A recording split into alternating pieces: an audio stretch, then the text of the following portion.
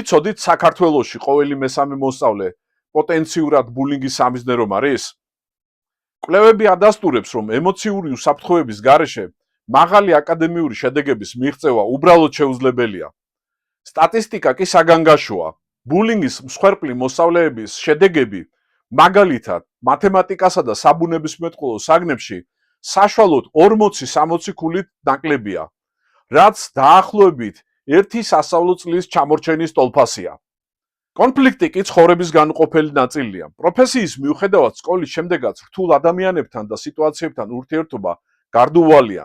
ნამდვილი წარმატება კი მხოლოდ მათთანაა, ვინც ფლობს კონფლიქტების მართვის, ეფექტური მოლაპარაკებების და ოპტიმალური თვითდამკვიდრების უნარებს. სწორედ ამიტომ მშვიდობის სკოლაში ჩვენ მოზარდებთან 4 პრიორიტეტული მიმართულებით მუშაობთ.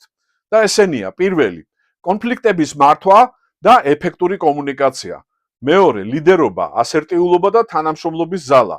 მესამე, მედიაცია და მოლაპარაკებები, არაძალადობრივი გარემოს ფორმირება. და მეოთხე მოდული ეს არის სოციალური პასუხისმგებლობა და მშვიდობის მშენებლობის ინიციატივები. სასწავლო კურსის დასრულების შედეგად მოზარდები იხელმძღვანელებენ მოგება-მოგების პრინციპით. ეფექტურად გაუმკლავდებიან ბულინგს. კონფლიქტს აქცევენ შესაძლებლობებად და გახდებიან არაძალადობრივი გარემოს და მშვიდობის მშენებლობის ინიციატივებისა და პროექტების ლიდერები.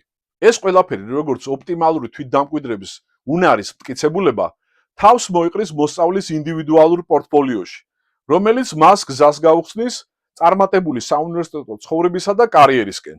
შემოვერთი მშვიდობის სკოლას, ისწავლე ოპტიმალური თვითდამკვიდრება, აქციე კონფლიქტის შესაძლებლობებად და მართე შენი მომავალი.